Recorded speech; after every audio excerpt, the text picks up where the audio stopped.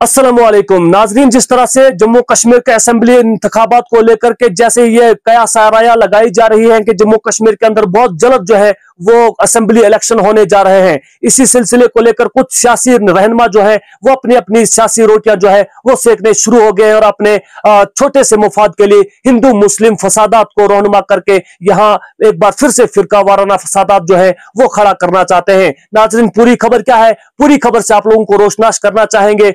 खबर इस तरह से है कि जम्मू कठुआ के तहसील नगरी के अंदर जो है, जहां पर सिर्फ गुज्जर कम्युनिटी के कौम जो है वो रहते हैं, वहां पर एक जामिया मस्जिद जो है वो साल 2010 में वहां तहमीर की गई थी। और वहां के लोगों के कहने के मुताबिक जो है वो पूरी डॉक्यूमेंट्री जो है वो इंतजामिया से और गवर्नमेंट ऑफ इंडिया से उन्हें हासिल की हुई है और लीगल तरीके से वहां जो है वो जामिया मस्जिद जो है वो तामीर की गई है। और यही नहीं बल्कि जामिया मस्जिद का काम जो है 70 से 80% तक जो है वो मुकम्मल हो गया है और वहां लोग जो है वो नमाज जुमा भी अदा करते हैं। लेकिन कुछ शरपसंद अनासिर जो है वो एडमिनिस्ट्रेशन के साथ मिलके वहां जो है फिरका वाराना फसादात को रोनमा करके अपनी सियासी रोटियां सेकना चाहते हैं। न जाने जैसे ही असेंबली इंतखाबात या कोई भी इंतखाबात सामने आते हैं उसी टाइम में ये फिरका वाराना फसादात, ये मंदिर और मस्जिद की सियासत क्यों सामने आ जाती है। जैसे ही इलेक्शन बीत जाता है उसके बाद तमाम तर किस्म के हिंदू मुस्लिम फसादात, मंदिर और मस्जिद,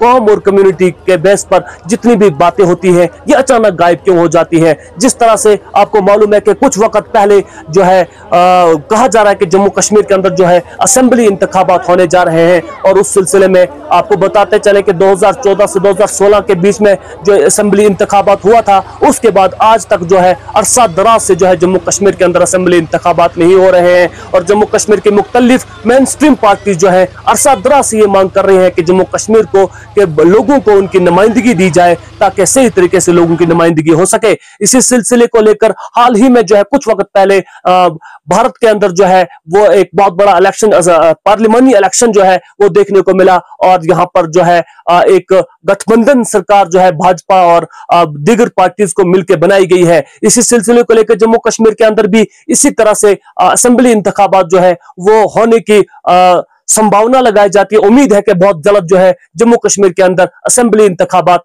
देखने को मिलेंगे। लेकिन कुछ शरपसंद अनासिर, कुछ मुफाद परस्त लीडर जो है वो अपने मुफाद को हासिल करने के लिए हिंदू मुस्लिम फसादात को बर्पा करना चाहते हैं और अपने कुछ सियासी रोटियां सेक सकें। नाजरीन, मैं आपको बताता चलूं कि इस सिलसिले में जम्मू एडमिनिस्ट्रेशन और district administration Jammu, divisional commissioner Jammu, और इस सिलसिले में मैं बताता चलूं कि गवर्नर इंतजामिया से पुरजोर गुजारिश है कि इस तरह के फिरका वाराना फसादात जो है उसको रोनमा न किया जाए। नहीं, जम्मू कश्मीर के अवाम जो है ये अमन पसंद अवाम है। यहाँ रहने वाला हिंदू मुस्लिम सिख ईसाई जो है ये आपस में भाईचारे के साथ रहता है और इस भाईचारे को इसी तरह से कायम व दायम रखने में मदद कीजिए। मैं आपको बताता चलूं कि इंतजामिया का ये एलिगेशन है कि मस्जिद जो है एक सरकारी जमीन पर बनाई गई है और वहां के लोगों के कहने के मुताबिक कि गवर्नमेंट ने गुज्जर तबके के लोगों को जो है वो जमीन जो है वो फराम की है।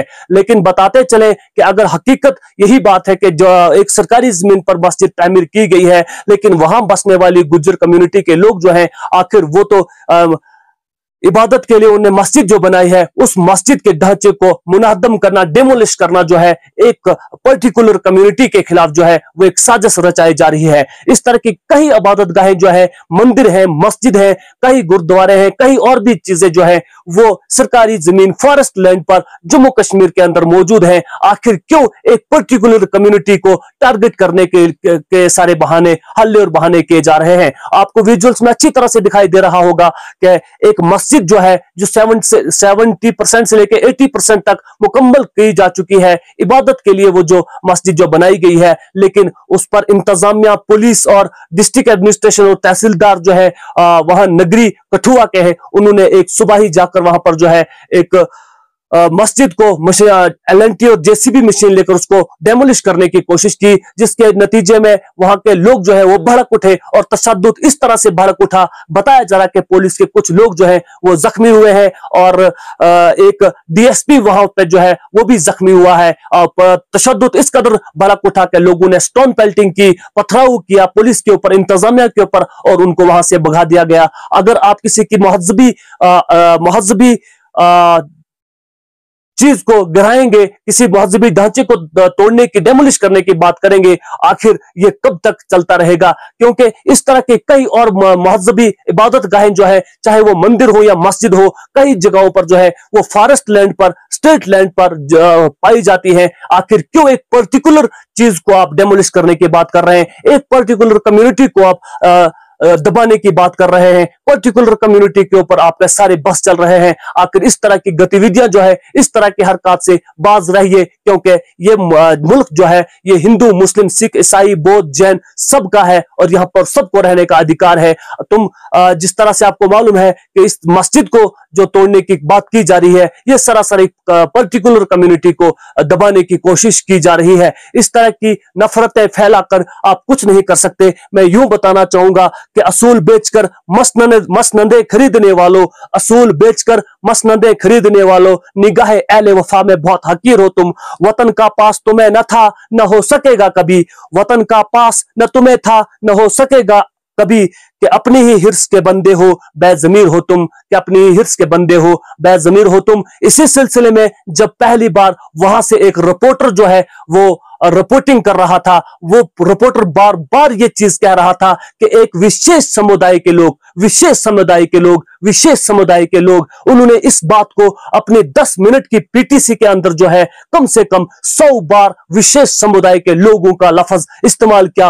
और उस चैनल पर एक शख्स जो है, एक हिंदू बरादरी का शख्स जो है, न जाने वो किस सोच से, किस ऑर्गेनाइजेशन से ताल्लुक रखता है, उन्होंने बाज़ाब्ता कहा कि पाकिस्तान से आने वाले मिलिटेंट जो है वो उन लोगों के, गुज्जर तबके के घरों में पनाह लेते हैं। यह सरासर एक साजिश, सूची समझी मंसूबाबंद साजिश के तहत ये सारे काम हो रहे हैं। मेहरबानी करके इस तरह की गतिविधियों से बाज रहिए। ऐसी कोई चीज नहीं है। आप मुसलमानों को दबाने के लिए, इस्लाम को दबाने के लिए, या फिर एक पर्टिकुलर कम्युनिटी को दबाने के लिए मस्जिद को डेमोलिश करना चाहेंगे और मिलिटेंसी और दहशतगर्दी की आड़ में यह सरासर नाइंसाफी कहा जा सकती है। ऐसी कोई गतिविधि नहीं है। अगर उनके पास ऐसा कोई सबूत है तो वो कानून के पास पेश करे और कानून इसका बाज़ाब्ता तौर पर जो है वो हल निकालेगा। लेकिन आप दहशतगर्दी की आड़ में एक मस्जिद को गिराना चाहेंगे, उसे डेमोलिश करना चाहेंगे, ये काबिल बर्दाश्त हरगिज नहीं है। इसी सिलसिले में गवर्नर, लेफ्टिनेंट गवर्नर जनाब मनोज सिन्हा साहब से गुजारिश रहेगी और डिविजनल कमिश्नर जम्मू से ये गुजारिश रहेगी और इंतजामिया और पुलिस प्रशासन जो है पूरे जम्मू कश्मीर का, जो इनके हाथ में इस वक्त कंट्रोल है, उनसे ये गुजारिश रहेगी कि ऐसी जैसी फिरका वाराना फसादात जो है, जो रोनमा करने की कोशिश कर रहे हैं, आप उन लोगों के खिलाफ कानूनी कार्रवाई अमल में लाए। लेकिन जो स्टोन पेल्टिंग वहां पर की गई है, आखिर किस नतीजे में क्यों की गई, इसकी एक बहुत बड़ी वजह जो है वो यही है कि मस्जिद को डेमोलिश करने की बात की जा रही थी, इसी वजह से वहां स्टोन पेल्टिंग हुई है। और वो जो है वहां पर जो है वो लोग जो है वो भड़क उठे, जिसके नतीजे में एडमिनिस्ट्रेशन और इंतजामिया के बीच थोड़ी नोकझोंक हुई है। लेकिन जिन लोगों ने स्टोन पेल्टिंग की है वो मुजरिम तो है, उनको कानून के कटघरे में खड़ा किया जाए। लेकिन एक डेमोलिश, एक पर्टिकुलर कम्युनिटी की मस्जिद को डेमोलिश करना जो सरासर नाइंसाफी कहा जा सकती है। इसी तरह से आप देख रहे हैं JKUNN। मिलेंगे एक और नई अपडेट के साथ, तब तक के लिए अपने मेजबान शेख शिबिर को दीजिए इजाजत। वस्सलाम।